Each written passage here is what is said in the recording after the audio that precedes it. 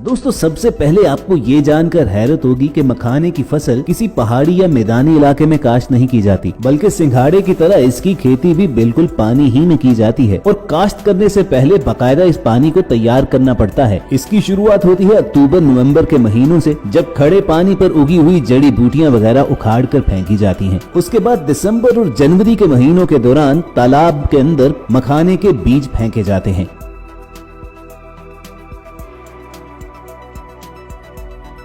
दिखने में ये मखाने के बीज बिल्कुल ब्लैक ऑलिव्स की तरह नजर आते हैं। तालाब के पानी के अंदर मखाने के बीज काश्त करने के तकरीबन 1 माह के अंदर अंदर खड़े पानी में इसके छोटे छोटे पत्ते नमूदार होना शुरू हो जाते हैं और मई का महीना आते आते पूरा तालाब इस गोल शक्ल के कांटेदार पत्तों और पौधों से भर जाता है। साथ ही साथ सतह पर इनके छोटे छोटे फूल आना शुरू हो जाते हैं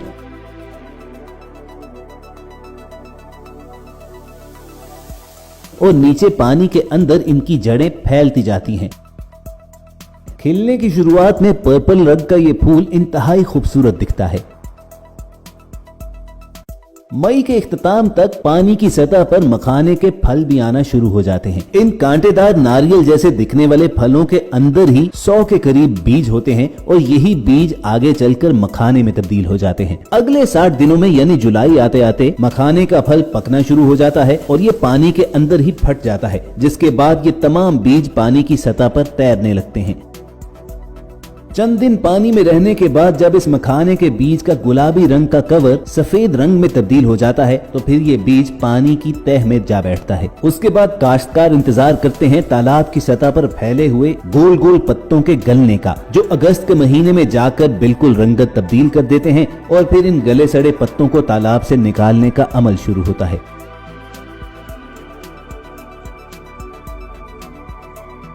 और फिर तालाब की तह में बैठे हुए बीजों को एक छल्ली नुमा टोकरी की मदद से काश्तकार इकट्ठा करना शुरू हो जाते हैं। उसके बाद बारी आती है इन बीजों के ऊपर उगे हुए गदले रंग के कवर को उतारने की। इस मकसद के लिए मशीन्स के जरिए भी और बाज काश्तकार अपने पैरों से इन्हें कुचल कर उतार डालते हैं और फिर इन तमाम बीजों को पानी से अच्छी तरह धोने के बाद बोरों में डालकर अगले प्रोसेस के लिए रवाना कर दिया जाता है।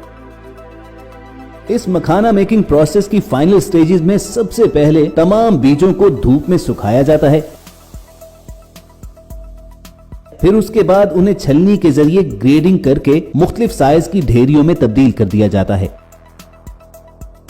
फिर बारी आती है इन तमाम बीजों के अंदर से मखाने निकालने की। इस मकसद के लिए इन बीजों की भुनाई शुरू होती है। भुनाई के दौरान जब कड़ाही से इन बीजों में बिल्कुल मकई के दानों की तरह फटफट की आवाज आना शुरू होती है तो फिर इन्हें कड़ाही से निकालकर एक लकड़ी के हैमर से कूटा जाता है, जिससे इन बीजों के ऊपर मौजूद कवर टूट जाता है और चटक कर अंदर से मखाना बाहर निकलता है। फिर इस रॉ मखाने की पॉलिशिंग और इसकी अच्छी तरह सफाई करने के लिए इन्हें मशीन के अंदर डाला जाता है और दूसरी जानिब से दूध के रंग का सफेद मखाना निकल आता है। उसके बाद मखाने के इस ढेर को वर्कर्स मुख्तलिफ साइज की पैकिंग के अंदर बंद करके सप्लाई के लिए रेडी कर देते हैं। तो इस तरह दोस्तों जिन मखानों को हम चंद पैसों में बाजार से खरीद कर आसानी से इस्तेमाल में लाते हैं, उनकी तैयारी में कई महीने लगते हैं। बीज की बवाई से लेकर मखाने की मुकम्मल तैयारी तक ये लगभग 200 दिनों का प्रोसेस है।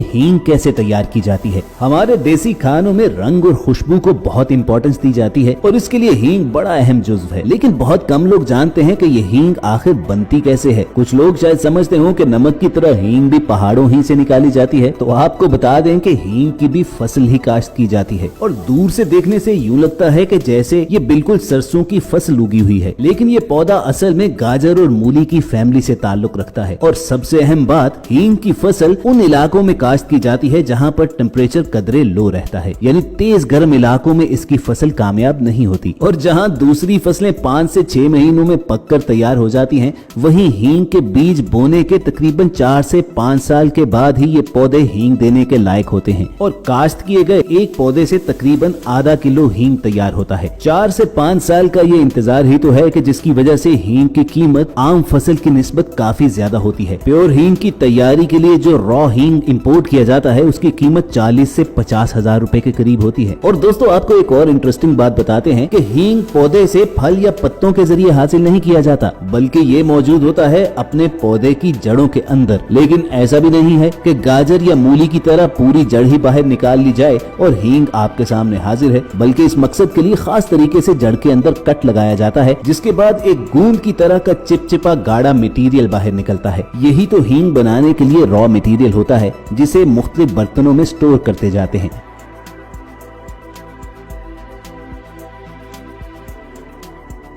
लेकिन कंटेनर्स में इकट्ठा किया गया ये हींग का रॉ मटेरियल अभी खाने के लायक नहीं होता। इसके लिए इसकी प्रोसेसिंग की जाती है। हींग के इस गाढ़े चिपचिपे मटेरियल को खाने के काबिल बनाने के लिए इसके अंदर स्टार्च या चावल का आटा मिलाते हैं।